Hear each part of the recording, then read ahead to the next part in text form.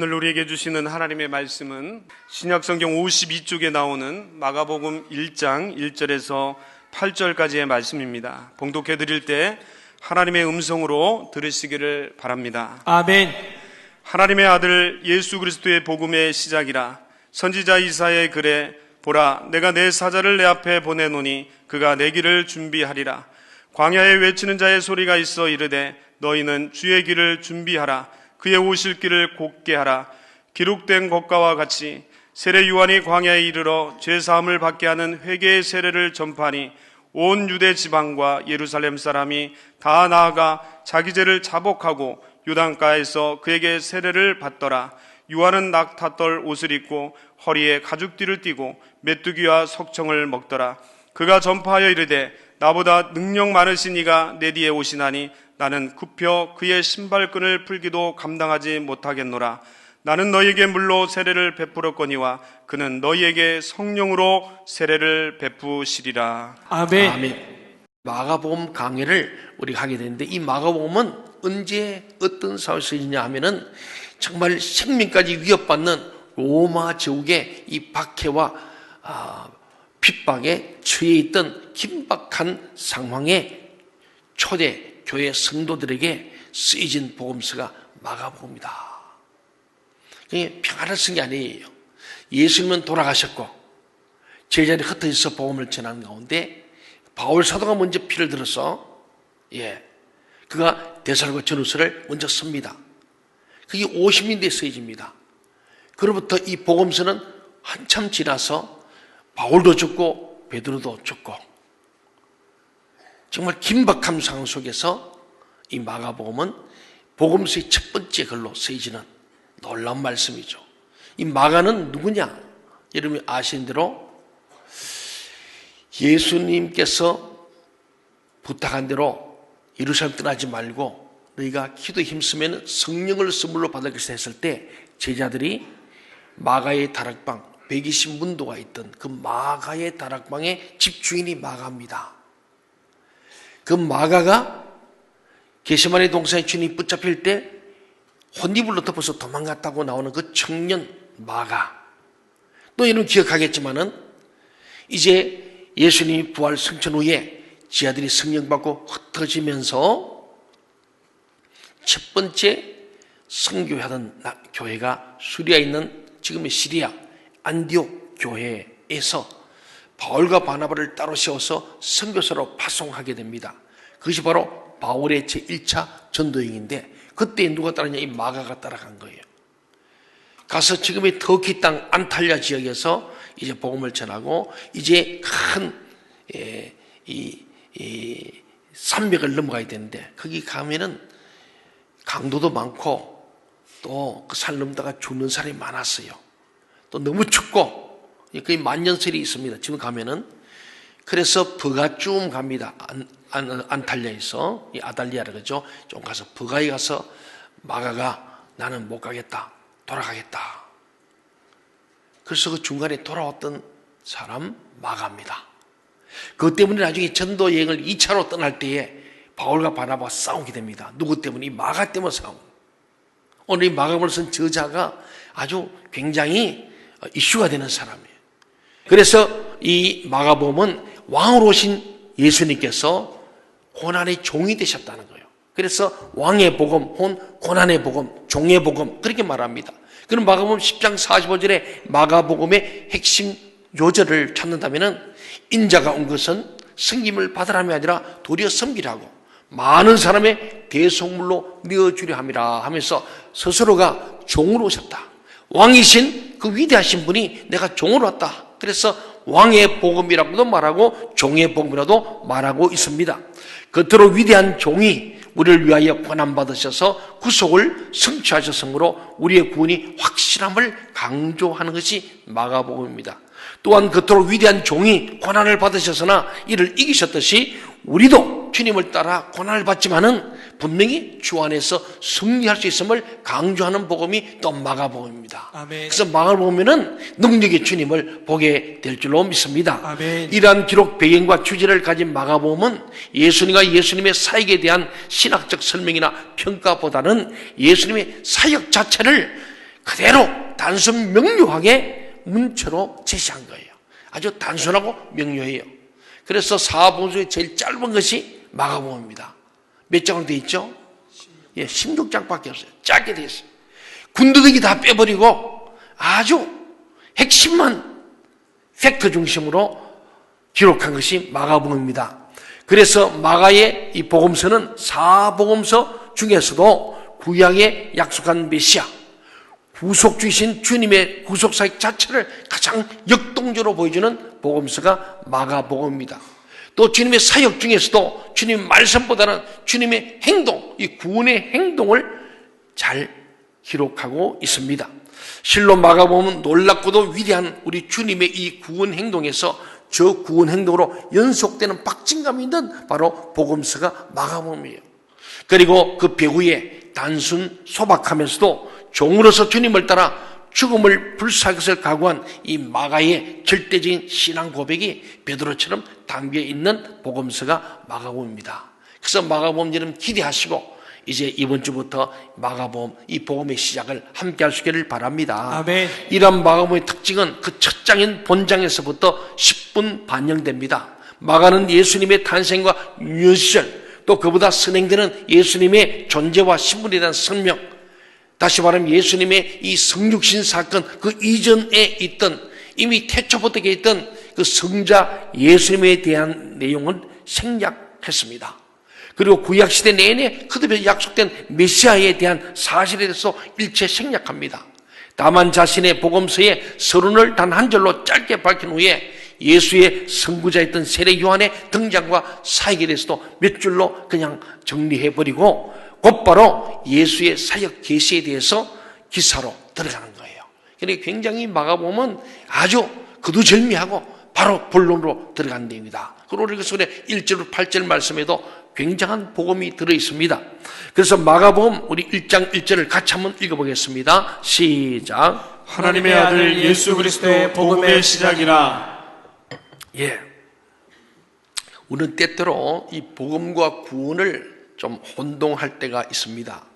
복음은 구원보다 훨씬 넓은 의미입니다. 우리가요 어떻게 구원받지요? 예수 믿고 구원받습니다. 예수 앞에 나오면 모든 죄 사하고 구원받는다고 되어 있지 않습니까? 그러니까 우리는 예수 믿고 그 물미냐 십자가의 보혈의 은혜로 예수 공로 의지할 때 우리 죄 사함 받는다. 아멘. 그러니까 예수 믿고 구원받은 죄 사함 받고 구원받은 거예요. 아멘. 그런데 그 십자가 앞에 있는 거 우리는 그 죄 사함 받은 데 감사하고 그 구원받은 데 감사하는데 오늘 사실은 이 완전한 복음은 예수님이 내 죄를 대신하여 죽으신 것을 믿어서 구원받고 이까지 다 알아요.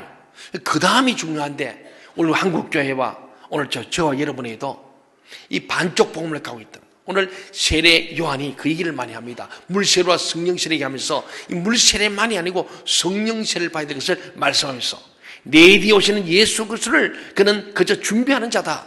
이 물세례 우리가 죄 사함 받고 구원받는 것은 하나의 하나님 나라가 오는 준비 단계임을 말씀하고 있는 거예요. 그래서 예수 믿고 죄 사함 받고 구원받고 난 다음에 하나님이 우리 가운데 보내신 이 성령님을 우리 안에 거하시도록 해야 한다는 거예요.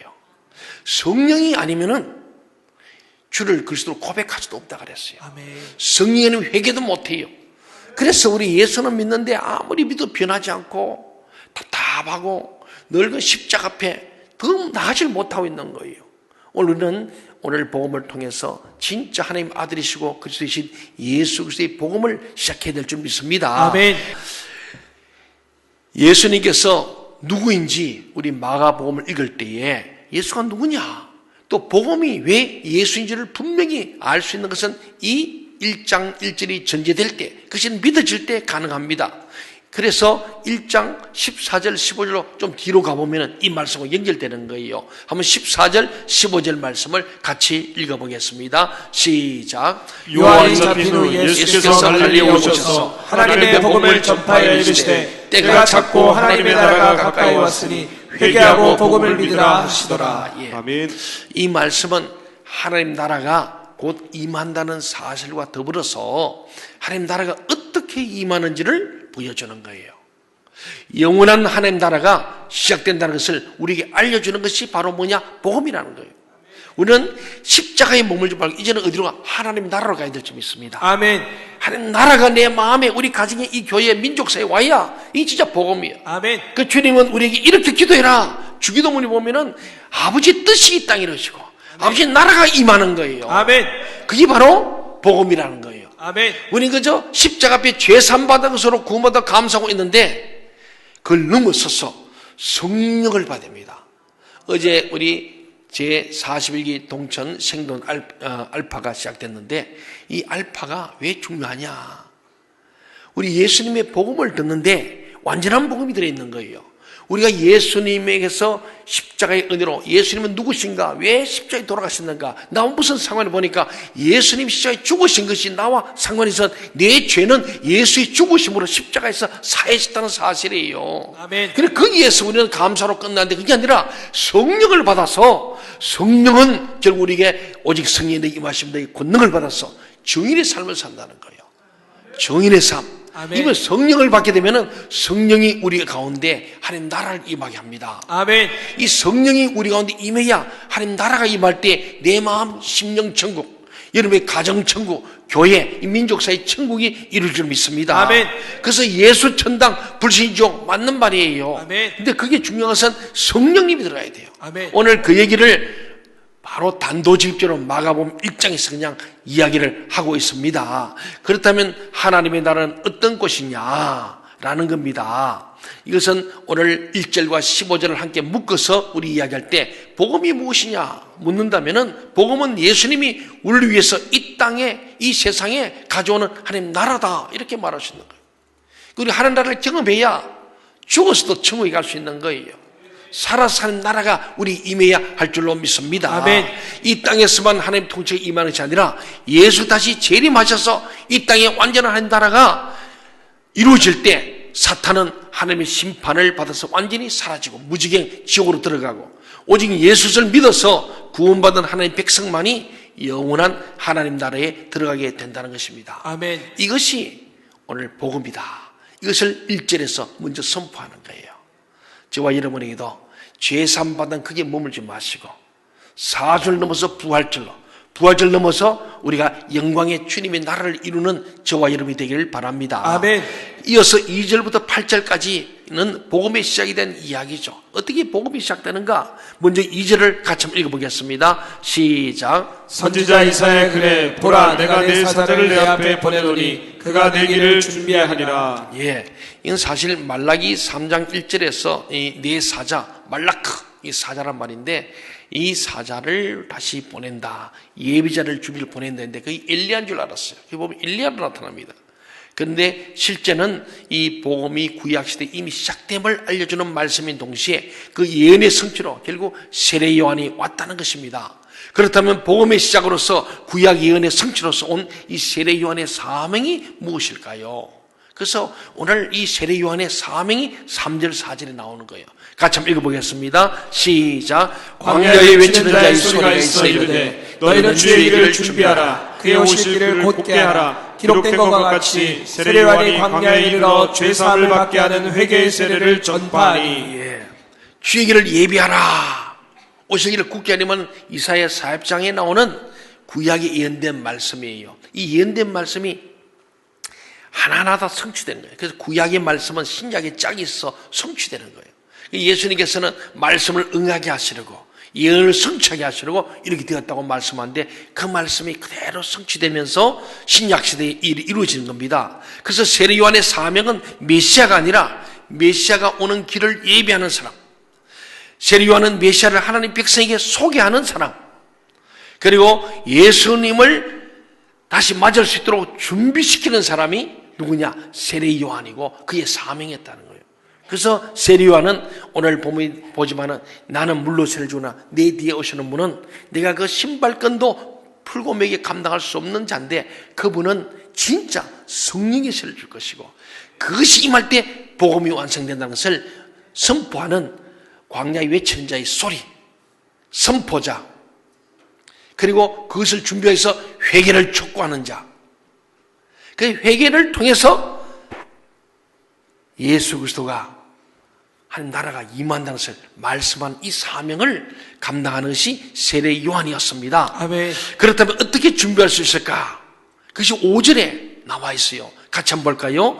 시작. 온 유대 지방과 예루살렘 사람이 다 나아가 자기 죄를 자복하고 요단강에서 그에게 세례를 받더라. 예. 여기 보면은 결국 죄에서 회개하는 마음이 된다. 그래서 예수님도 세례 요한도 바울도 베드로 사실은 복음 전파의 주 내용은 회개하라. 그리하면 하나님 나라가 온다.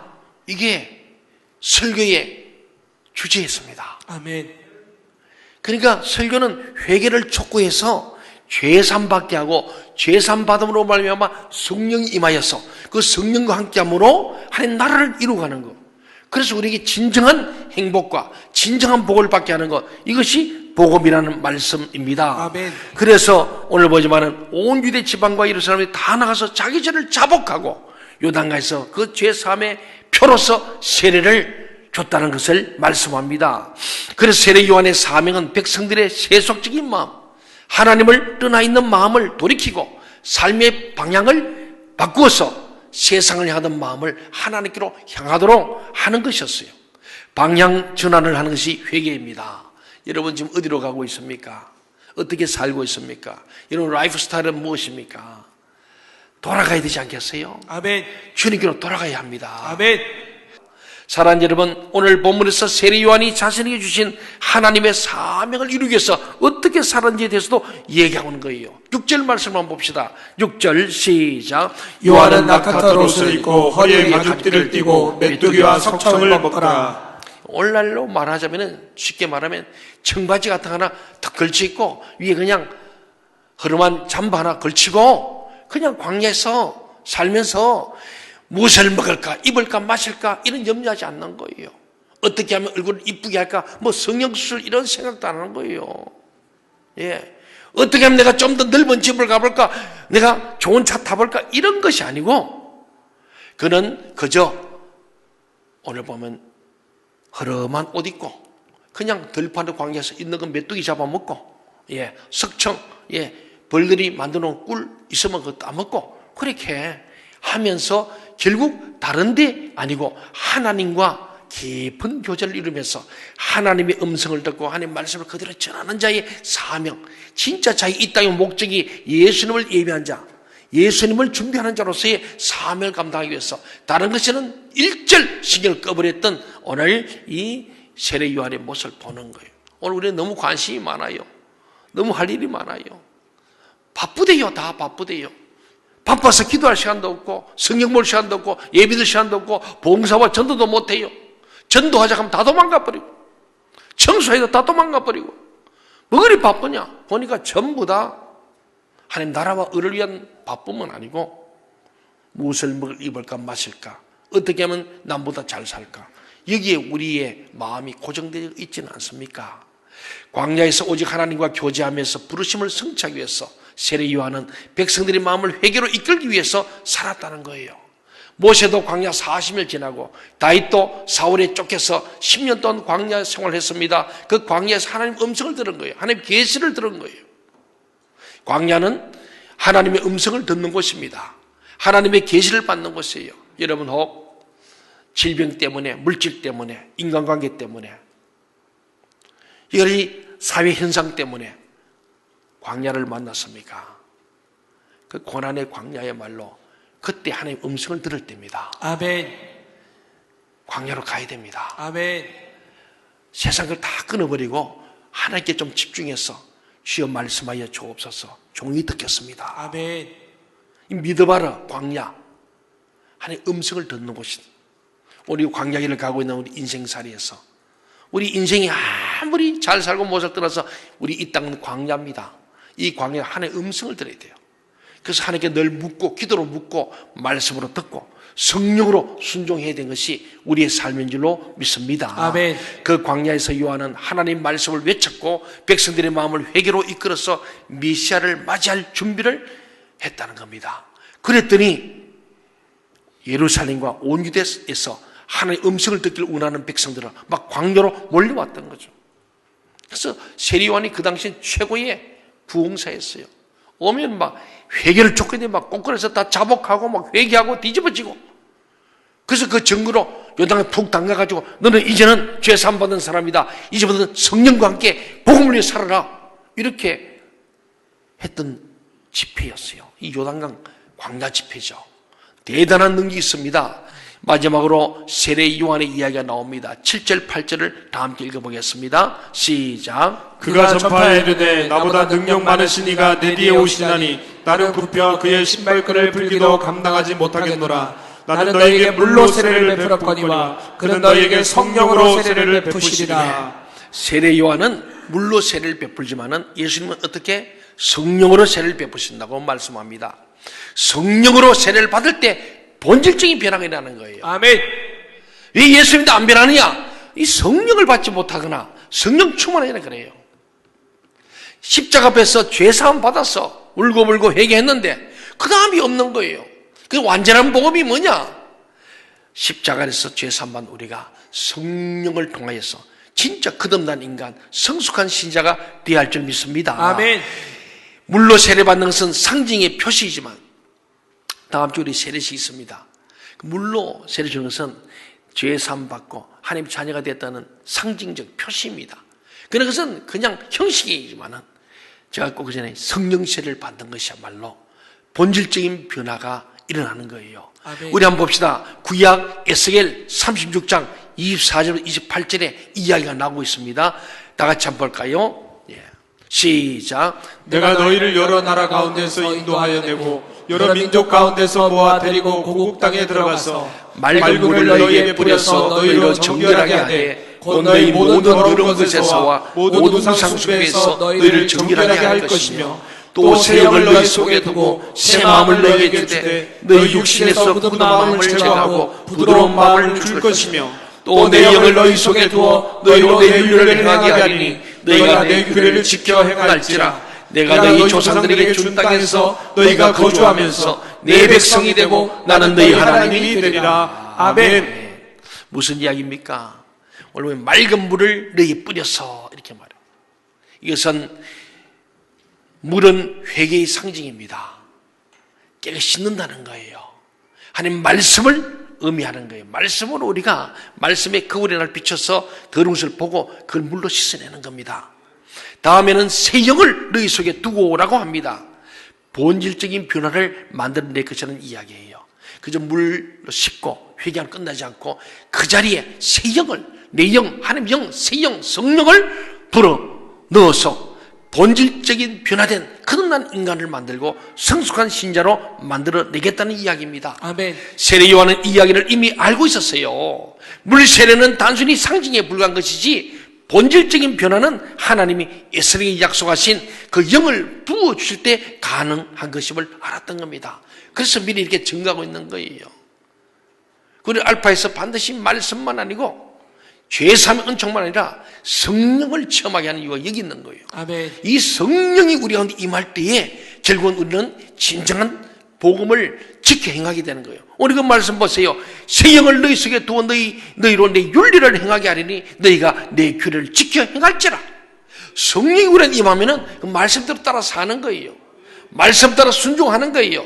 말씀대로 세상의 목적이 아니라 하늘나라에 우리가 소망을 두고 살게 되는 게 성령이 임할 때 가능하다. 아멘. 우리 예수님의 기쁨이 없고 감격이 없고 하늘의 소망이 자꾸 없는 것은 이 성령께서 내 속에 역사되지 않으므로 이 성령이 우리 마음에 임할 때 내 영을 너희 속에 두어 그랬잖아요. 이 성령이 우리 가운데 임해야 할 줄 믿습니다. 아멘. 그래서 이 말을 기억했던 세례 요한은 성령님이 너에게 임하실 때 그 성령님이 너희 안에 새 마음을 주고 하나님의 뜻을 성취하게 만들어 줄 것이다. 진짜 복음을 받은 사람은 성령 임해서 그 마음에 하나님 나라가 되니까 정말 그 마음속에 새로운 마음, 새 사람, 그리고 하나님 아버지 뜻을 알고 믿고 그걸 하나님의 뜻을 성취하기 위해서 말씀대로 지켜 행하는 거예요. 그럴 때 내가 너희 하나님이 되고 너는 내 아들이 되고 딸이 된다는 거예요. 아멘. 얼마나 대단한, 이 구약 에스겔에서 이미 예언된 말씀을 오늘 세례요한이 다시 한번 우리에게 들려주는 말씀입니다. 이것이 복음입니다. 그래서 오늘 우리가 하나님의 아들 예수의 복음의 시작이었는데, 이 복음의 시작은 결국은 우리가 물세례로 말미암아 죄사함받는 정결케 된 우리가 성령세로 말미암아 하나님 아버지의 말씀을 지켜 행하는 자, 하나님 뜻을 이 땅에 성취하는 자, 하나님 뜻이 이루어지게 하는 자, 한 나라가 이루게 하는 자, 이게 바로 진짜 복음을 받은 사람, 복음적인 사람이로 믿습니다. 아멘. 죄사함의 물세례와 더불어 이 능력의 성령세례를 우리 모두 받아서 예수 그리스도의 이 복음을 선포하고 또 그렇게 살아가고 또 누리는 저와 이름 되기를 주의 이름으로 간절히 소원합니다. 아멘.